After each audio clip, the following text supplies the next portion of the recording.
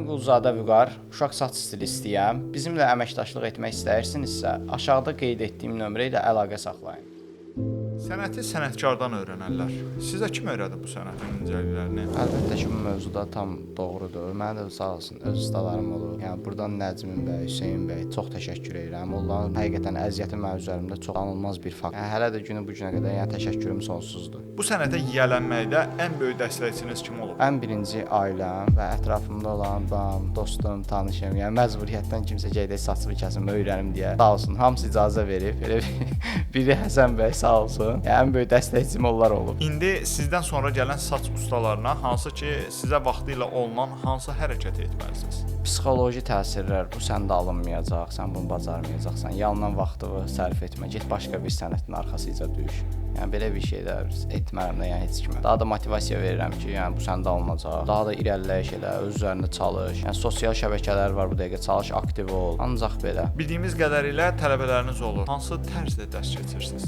Ən çox praktiki, yəni baxmaqla bir o qədər heç nə mənimsəmək olmur. Yəni belə baxmaqla yəni olması bir şey deyil bu. Öyrənmək qeyri-mümkündür. Yəni praktiki, yəni maketlər üzərində sən bunu çalışmalısan, əlin hərəkət etməlidir, göz yaddaşın yerində olmalıdır bu. Amma yəni əllə daha çox fəaliyyət göstərməlisən ki, əlin bu işə yatsın. Yəni Lordi-də necə deyirlər, yəni daha çox çalışmalısan. Yəni biri səhv, biri düz, həvəsdən düşüm yox, ancaq çalış, praktiki, yəni evdə belə olsa, yəni boşda qalmadı, nə isə götür, yoxla ki, bu məndə alınsın. Qatıldığınız seminarlar və ya aldığınız mükafatlar varmı? Bəli, bir çox seminarlarda olmuşam, mükafatlarım da var. Bu qədər. Yəni yenə də inşallah davamı gələcək. Sizin əl işinizi öz əl işi kimi təqdim edənlər olubmu? Bəli, hətta bu yaxınlarda olub o söhbət. Sosialda bir uşaq salonu səhifəsi çıxdı qabağıma. Baxıram ki, yəni mən öz əl işim olan, öz postum olan, öz videom olan bir videonu kəsib bir qısa metrajlı bir paylaşım ediblər. Mən də müştəri olaraq buna yazdım ki, bəs bu işin qiyməti nə qədərdir, ünvan haradır falan. Başladılar bu işi böyütdülər, bu işin qiyməti bu qədərdir, ancaq bizdə var falan. Mən götürdüm həmin öz videomu buna göndərdim. Müştəri adı ilə ki, yəni danışdım, gördüm, yox da daha da böyüdülər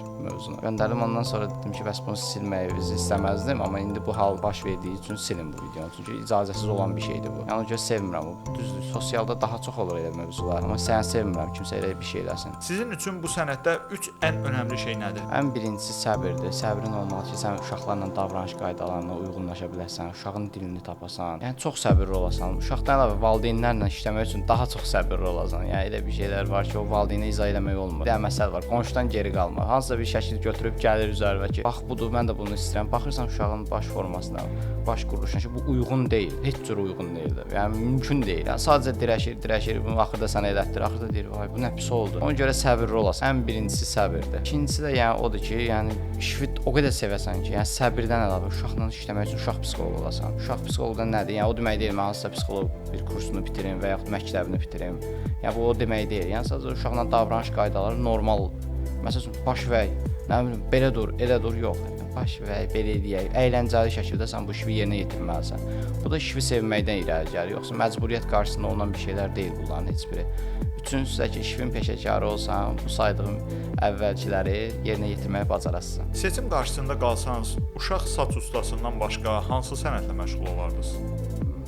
Elə bir şey düşünməmişəm əslində. Yəni düşünmək üçün də zamanım olmur. Çünki 14 yaşından bu sahədə olmuşam. Yəni heç onu düşünə bilməmişəm. Yəni günü bu gündə düşünmək istəmirəm. Elə uşaq saç ustası olaraq qalmaq daha gözəldir. Qiymət barəsində narazılıqlar olurmu?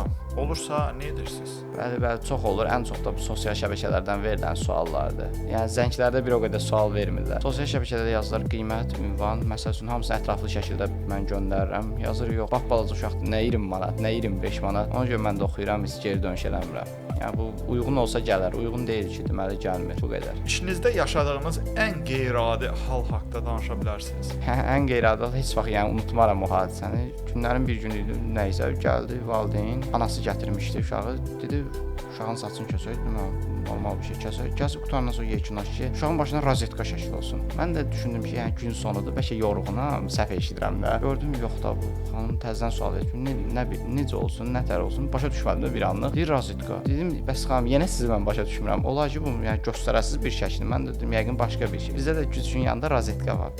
Əli ilə uzatdı ki, baxın bundan deyirəm. Mənə də gülməyə tutub. Ayıbdır da, gülə də bilmirəm. Deyirəm, niyə imenli rozetka? Deyir, uşağın atası elektrikdir.